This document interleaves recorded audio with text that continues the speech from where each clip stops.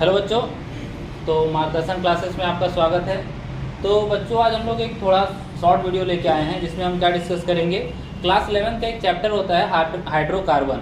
तो उस चैप्टर में ना बहुत सारे नेम रिएक्शन पढ़ना है आपको। तो उसमें से जितने भी नेम रिएक्शन है उनमें से एक इम्पॉर्टेंट रिएक्शन है, उसका नाम है जो नेम रिएक्शन है उसका एक नाम है मार्कोनी-कॉब रूल। ठीक है, तो आज हम मार्कोनी-कॉब रूल को डिस्कस करेंगे, कैसे मार्कोनी-कॉब रूल को पहचानना है कि कब लगाना है। ठीक है, बहुत लोगों को समझ में ही नहीं आता है कि मार्कोनी-कॉब रूल हम लोग को लगाना कब है। बस पढ़ लेते हैं कि मार्कोनी-कॉब रूल होता है, उसका प्रोसेस क्या है वो समझ लेते हैं, लेकिन यही नहीं पता रहेगा कि मार्कोनी-कॉब रूल को लगाना कब है, तो लगाएंगे कैसे हम लोग। ठीक है, तो पहले तो आज हम लोग यही समझेंगे कि मार्कोनी-कॉब रूल को लगाना कब है और कैसे कैसे कंपाउंड्स में उसका प्रोडक्ट फॉर्मेशन होता है। तो सबसे पहला डिस्कशन हम लोग करेंगे ये किस टॉपिक के अंदर में आता है। तो हम लोग पढ़ते हैं एक टॉपिक हाइड्रोकार्बन में एल्कीन्स। ठीक है, एल्कीन्स एक टॉपिक पढ़ते हैं जिसमें फर्स्ट हम लोग पढ़ना पड़ता है एल्कीन्स के बारे में बेसिक, फिर फिजिकल प्रॉपर्टी पढ़ते हैं। ठीक है, फिर उसके बाद केमिकल प्रॉपर्टी पढ़ते हैं। पहले तो हम लोग इसमें प्रिपरेशन पढ़ते हैं, एल्कीन्स का प्रिपरेशन पढ़ते हैं, फिर उसके बाद उसका फिजिकल प्रॉपर्टी पढ़ते हैं, फिजिकल प्रॉपर्टीज। फिर एक आता है केमिकल प्रॉपर्टी। केमिकल प्रॉपर्टी, तो इसमें केमिकल प्रॉपर्टीज में हम लोग डिस्कस करते हैं कि मार्कोनी-कॉब रूल क्या होता है। और उसमें भी मार्कोनी-कॉब रूल ना मतलब कोई एक हेडिंग टाइप का नहीं रहता है। उसमें हम लोग एक टॉपिक पढ़ते हैं addition of alkyl halide. Addition of alkyl halide जब हम लोग पढ़ते हैं तो हम लोग पढ़ते हैं इसमें से मार्कोनी-कॉब रूल को। तो चलिए चलते हैं हम लोग अपने टॉपिक में। हम लोग का टॉपिक क्या है, मार्कोनी-कॉब रूल। तो सीधा वहीं चलते हैं और स्टार्ट करते हैं अपने टॉपिक को आज। तो देखिए मार्कोनी-कॉब रूल का जो तरीका क्या है, सबसे पहले तो हम लोग को समझना पड़ेगा कि मार्कोनी-कॉब रूल लगेगा कहाँ पर। तो एक वर्ड यहाँ लिखा हुआ है अनसिमेट्रिकल एल्कीन। ये अनसिमेट्रिकल एल्कीन जो है ना, ये क्या होता है पहले ये समझिए। अनसिमेट्रिकल एल्कीन बहुत सिंपल है, कुछ टफ नहीं है। जैसे कि सिमेट्रिकल मतलब क्या होता है, एक जैसा। तो अनसिमेट्रिकल कहने का मतलब क्या है, एक जैसा नहीं होगा। जैसे कहने अगर हम एग्जांपल लेते हैं, यहाँ पर हम लिखते हैं CH2 डबल बॉन्ड, फिर से लिखते हैं CH2। तो देखिए अगर हम इस डबल बॉन्ड पे बैठ जाएं, इस डबल बॉन्ड पे अगर हम बैठ जाएं और दोनों साइड देखेंगे तो हम लोग को दोनों साइड पे सेम जैसा चीज दिख रहा है। तो ये क्या हो जाएगा हम लोग का सिमेट्रिकल एल्कीन हो जाएगा। ये क्या हो जाएगा, सिमेट्रिकल एल्कीन। मतलब कि डबल बॉन्ड के दोनों साइड में एक जैसा चीज दिखता है, तब हम लोग उसको क्या बोलते हैं, सिमेट्रिकल एल्कीन है। तो अनसिमेट्रिकल एल्कीन कहने का क्या मतलब होगा कि जब हम लोग डबल बॉन्ड पे रहेंगे तो हम लोग को दोनों साइड में एक जैसा चीज नहीं दिखेगा। सिंपल सा बात है। अगर हम लोग बात करें कैसे, तो देखिए यहाँ पर अगर हम बात कर लेते हैं अनसिमेट्रिकल एल्कीन को, तो यहाँ पर एक एग्जांपल लेते हैं। जैसे यहाँ पर हो गया मेरा CH3, ये हो जाएगा CH3, यहाँ पर एग्जांपल ले लेते हैं CH2 और ये डबल बॉन्ड 2 to 4 CH, और ये हो जाएगा हम लोग का डबल बॉन्ड, और यहाँ पर हो गया CH2। तो देखिए जब हम इस डबल बॉन्ड पे रहेंगे, इस डबल बॉन्ड पे जब हम रहेंगे तो लेफ्ट साइड में हम लोग को क्या दिख रहा है, लेफ्ट साइड में हम लोग को दिख रहा है कि यहाँ पर ये एक मिथाइल ग्रुप है और एक CH है। मतलब जो भी दिख रहा है हम लोग को C2H4 के बराबर दिख रहा है, और राइट साइड में CH2 के बराबर दिख रहा है। तो इस तरीके से जब भी सिचुएशन रहता है, तो इस तरीके से सिचुएशन में क्या होता है कि इसको हम लोग अनसिमेट्रिकल एल्कीन बोलते हैं। और जब भी अनसिमेट्रिकल एल्कीन में एडिशन रिएक्शन हम लोग को लगाना रहेगा तो हम लोग क्या फॉलो करते हैं, रूल, एक मार्कोनी-कॉब रूल फॉलो करते हैं। ठीक है, अब जैसे कि समझते हैं कि ये मार्कोनी-कॉब रूल का जरूरत हम लोग को क्यों पड़ा, मतलब कि ऐसा क्या है कि जिसमें हम लोग को मार्कोनी-कॉब रूल समझना है। तो मान लेते हैं कि एक छोटा सा एग्जांपल लेते हैं, एग्जांपल के बाद फिर हम समझाएंगे कि कैसे होता है, कैसे कैसे काम करना है। ठीक है, एक एग्जांपल लेते हैं। जैसे कि अगर हम यहाँ लिख रहे हैं CH3, यहाँ पर C है, अब डबल बॉन्ड CH2। ठीक है, अब इसमें से हमको क्या करना है ना, एडिशन ऑफ HBr मतलब हाइड्रोजन ब्रोमाइड को ऐड करवाना है। तो ना यहाँ पर दो तरीके से फॉर्मेशन होता है, दो कंपाउंड का फॉर्मेशन होता है। तो हम लोग को पता चलेगा यहाँ से कि मार्कोनी-कॉब रूल को आखिर हम लोग पढ़ेंगे क्यों। तो देखिए यहाँ पर क्या है, हम लोग को पता है कि अगर ये हाइड्रोजन है और ये ब्रोमीन है, मतलब दोनों में इलेक्ट्रोनेगेटिविटी डिफरेंस है, और दोनों में जब इलेक्ट्रोनेगेटिविटी डिफरेंस होगा तो क्या होगा कि ब्रोमीन क्या करेगा, हाइड्रोजन के इलेक्ट्रॉन को अपनी ओर पुल करेगा। तो अपने ओर पुल करेगा तो हाइड्रोजन के ऊपर में पार्शियल पॉजिटिव चार्ज क्रिएट होगा, इसके ऊपर में पार्शियल नेगेटिव चार्ज क्रिएट होगा। ठीक है, और ये partial positive partial negative charge जो क्रिएट हुआ है, इसकी वजह से ना यहाँ पर देखिए, अब ये अगर यहाँ पर क्लीवेज भी होता है, अगर यहाँ पर बॉन्ड का क्लीवेज भी होता है तो H+ या Br- के फॉर्म में क्लीवेज होगा, H+ या Br- के फॉर्म में क्लीवेज होगा। अब हमको ये चीज़ पता है कि ये जो होता है एल्कीन्स, जो एल्कीन्स होते हैं वो होते हैं रिच, मतलब जो पाई इलेक्ट्रॉन्स होता है एल्कीन्स में बहुत ज़्यादा प्रेजेंट होता है। तो पाई इलेक्ट्रॉन्स कहने का क्या मतलब है, जो पाई बॉन्ड बना हुआ है उसके पास जो इलेक्ट्रॉन है वो पाई इलेक्ट्रॉन हो गया। तो ये जो डबल बॉन्ड होता है, हमको पता है कि जब डबल बॉन्ड होता है तो एक सिग्मा बॉन्ड होता है, वहाँ पर एक सिग्मा बॉन्ड होता है और एक पाई बॉन्ड होता है।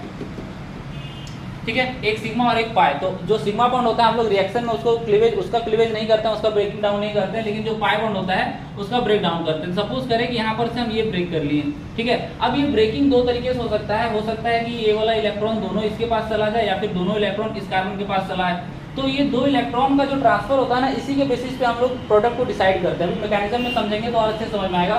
सिंपल यहाँ पर ना अगर हम प्रोडक्ट का बात करें तो यहाँ पर सिंपल कोई स्टूडेंट बोलेगा कि हम ये प्रोडक्ट बनाएंगे CH।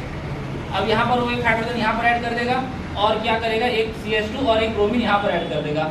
और कोई दूसरा स्टूडेंट हो सकता है वो क्या करेगा, CH3 वो क्या करेगा, Br जो ब्रोमीन है उसको यहाँ ऐड करेगा और यहाँ पर CH2 है और यहाँ पर हाइड्रोजन इसको ऐड कर देगा। तो अब गलत किसको बोलेंगे, गलत दोनों में से किसी को अभी नहीं बोल सकते जब तक आपको मार्कोनिकॉव रूल का बारे में आइडिया नहीं है। सबको लगेगा कि दोनों ही सही है, एडिशन हो रहा है तो दोनों में एडिशन हो गया है, लेकिन नहीं, मार्कोनिकॉव रूल के अगर अकॉर्डिंग हम लोग जाएंगे तो उसमें कोई प्रोसीजर होता है, कोई एक तरीका होता है, रूल होता है। जिस रूल को फॉलो करेंगे अगर तो हम लोग को पता चलेगा कि ये जो प्रोडक्ट है ये वाला मेजर प्रोडक्ट बनता है और यही वाला सही भी प्रोडक्ट बनेगा, ठीक है। तो मार्कोनिकॉव रूल क्या बताता है उसके ऊपर अब स्टेटमेंट पे चलते हैं और समझ में आ जाएगा कि आपको कैसे करना है, ठीक है। अब देखिए यहाँ पर लिखा क्या है, अनसिमेट्रिकल एल्कीन का मतलब समझ में आ गया। अब इसमें स्टेटमेंट देखते हैं मार्कोनिकॉव रूल का। मार्कोनिकॉव रूल का स्टेटमेंट क्या है, Markovnikov rule state that negative part of the adding molecule gets attached to the carbon atom having less number of hydrogen. मतलब क्या है, जो मॉलिक्यूल एडिंग मॉलिक्यूल है, जैसे कि यहाँ पर हम जो यहाँ पर ड्रॉ किए थे ये वाला, सॉरी ये वाला जगह, यहाँ पर जो हम ऐड कौन सा मॉलिक्यूल को करना चाहते थे, हम चाहते थे कि HBr मेरा ऐड हो जाए, ठीक है। तो ये HBr का अगर हम लोग नेगेटिव पार्ट को देखेंगे, HBr का अगर हम लोग नेगेटिव पार्ट देखेंगे तो क्या हो जाएगा, H प्लस में ब्रेक होगा, Br माइनस में। तो नेगेटिव पार्ट कौन सा है, ये Br माइनस जो है वो नेगेटिव पार्ट है। और ये negative part of the adding molecule कहाँ जाके जुड़ेगा, उस वाले कार्बन पे जाके जुड़ेगा जिस कार्बन के पास कम नंबर ऑफ हाइड्रोजन है। किस कार्बन के पास जाके जुड़ेगा, उस कार्बन के पास जाके जुड़ेगा जिसके पास कम नंबर ऑफ हाइड्रोजन है। तो सबसे पहले पहचानना पड़ेगा ना कि यहाँ पर 3 कार्बन है, तो तीनों कार्बन में से किसको काउंट करना है, तो आपको हमेशा उस कार्बन को काउंट करना है जो डबल बॉन्ड के आसपास है। तो डबल बॉन्ड कहाँ पर है, ये वाला मेरा डबल बॉन्ड है, ठीक है। और इसके आसपास ये वाला कार्बन है और ये वाला कार्बन है। तो आपको कभी भी मार्कोनिकॉव रूल लगाना है तो उसमें देखना पड़ेगा कि डबल बॉन्ड के आसपास वाले कार्बन को ध्यान से देखना है और देखना है कि दोनों में से किसके पास कम नंबर ऑफ हाइड्रोजन है। तो सिंपल देखिए यहाँ पर एक हाइड्रोजन है ना, और यहाँ पर कितना हाइड्रोजन है, 2, तो कम किसके पास हुआ, ये। तो ये जो नेगेटिव पार्ट है वो किसके पास आके जुड़ जाएगा, नेगेटिव पार्ट आके इसके पास जुड़ जाएगा। और जो हाइड्रोजन है, जो पॉजिटिव पार्ट है, वो जिसके पास ज्यादा हाइड्रोजन है उसके पास जाके ऐड हो जाता है, ठीक है। तो ये देखिए जो प्रोडक्ट हम बनाए हैं उसमें यही वाला रूल फॉलो करके हम बनाए थे प्रोडक्ट, और बोले भी थे कि ये वाला प्रोडक्ट मेजर प्रोडक्ट बनता है, ठीक है। मेजर प्रोडक्ट कहने का मतलब है कि ज्यादातर यही फॉलो करेंगे, ज्यादातर प्रोडक्ट ये मिलता है। अब ये जो Br था वो किसके पास आके जुड़ा है, जिसके पास कम नंबर ऑफ हाइड्रोजन है उस वाले कार्बन के पास आके जुड़ा है, और जो हाइड्रोजन है वो उसके पास जाके जुड़ा है जिसके पास ज्यादा नंबर ऑफ हाइड्रोजन है, ठीक है। तो ये हम लोग का मार्कोनिकॉव रूल का स्टेटमेंट था। अब इस स्टेटमेंट को आप लोग को समझ में आ गया होगा कि कैसे करना है। सिंपल आपको याद क्या रखना है, मार्कोनिकॉव रूल लगाना क्या है हम लोग को, तो सिंपल अनसिमेट्रिकल एल्कीन में लगाना है, ठीक है। और कब लगाना है, जब हम लोग को एडिशन ऑफ एल्काइल हैलाइड करना है, sorry addition of alkyl halide नहीं, हाइड्रोजन हैलाइड, एडिशन ऑफ किसका, हाइड्रोजन हैलाइड। हाइड्रोजन हैलाइड मतलब H रहेगा और उसके साथ X रह सकता है। X में क्या लेंगे हम लोग, जनरली हम लोग क्लोरीन लेंगे, ब्रोमीन लेंगे और आयोडीन लेंगे, ये तीनों चीज लेंगे। तो HCl हो सकता है, HCl, HBr हो सकता है या फिर HI हो सकता है। आपके एनसीईआरटी में जो एग्जांपल दिया हुआ है वो HBr को लेके दिया हुआ है, तो यहाँ पर हम जो एग्जांपल डिस्कस करेंगे वो भी HBr को लेके ही डिस्कस करेंगे, ठीक है। तो ये स्टेटमेंट आप लोगों को समझ में आ गया होगा। सिंपली याद क्या रखना है, अनसिमेट्रिकल एल्कीन याद रखना है। उसके बाद जो नेगेटिव पार्ट है एडिंग मॉलिक्यूल का, वो किसके पास जाके जुड़ेगा, उस कार्बन के पास जाके जुड़ेगा जिसके पास कम नंबर ऑफ हाइड्रोजन है। बस अगर आपको इतना समझ में आ गया है तो आप रिएक्शन का प्रोडक्ट लिखने के लिए रेडी है। चलिए एग्जाम्पल को डिस्कस कर लेते हैं। यहाँ पर एक एग्जाम्पल हम लिए हैं जिसमें से देखिए यहाँ पर जो एग्जांपल है उस एग्जांपल में देखिए अगर, तो यहाँ पर हम एक लेके रखे हुए अनसिमेट्रिकल एल्कीन। देखिए ये क्या है, अनसिमेट्रिकल एल्कीन है। इसका नाम लिखेंगे तो क्या लिखेंगे, प्रोप 1ENE हो जाएगा, ठीक है। मतलब डबल बॉन्ड पे अगर हम आके बैठे हैं और देखें तो इधर साइड में कुछ और दिख रहा है, इधर साइड में कुछ और दिख रहा है, तो मतलब क्या हो गया, ये अनसिमेट्रिकल एल्कीन है। और इसमें किसका एडिशन, एडिंग मॉलिक्यूल कौन सा है, ये HBr जो है हम लोग का वो एडिंग मॉलिक्यूल है। HBr जो हम लोग का है वो क्या है, एडिंग मॉलिक्यूल है।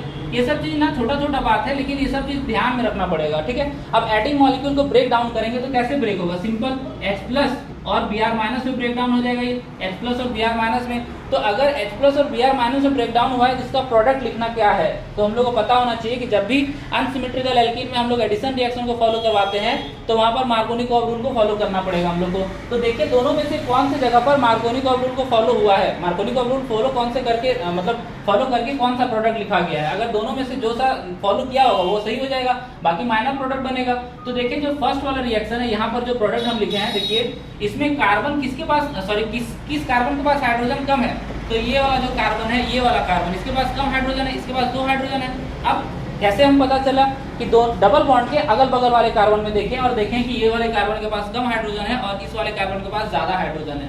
ठीक है, तो यहाँ पर जब कम हाइड्रोजन है तो नेगेटिव पार्ट कहाँ आके जुड़ेगा, इस वाले कार्बन पे आके जुड़ेगा। तो अब देखिए यहाँ पर जो प्रोडक्ट बना है इसमें नेगेटिव पार्ट इसी में आके जुड़ा हुआ है और पॉजिटिव पार्ट इसमें जुड़ गया है। तो ठीक है, ये हमको लग रहा है कि मार्कोनिकॉफ रूल को फॉलो किया है, तो ये हम लोग को क्या बनेगा, ये हम लोग को बनता है मेजर प्रोडक्ट। ये हम लोग क्या बनता है, मेजर प्रोडक्ट। बस ये मेजर प्रोडक्ट बन गया। अब इसके अलावा हमको कोई मतलब नहीं है, जो माइनर प्रोडक्ट बनता है उसके बारे में बहुत ज़्यादा डिस्कशन नहीं करेंगे।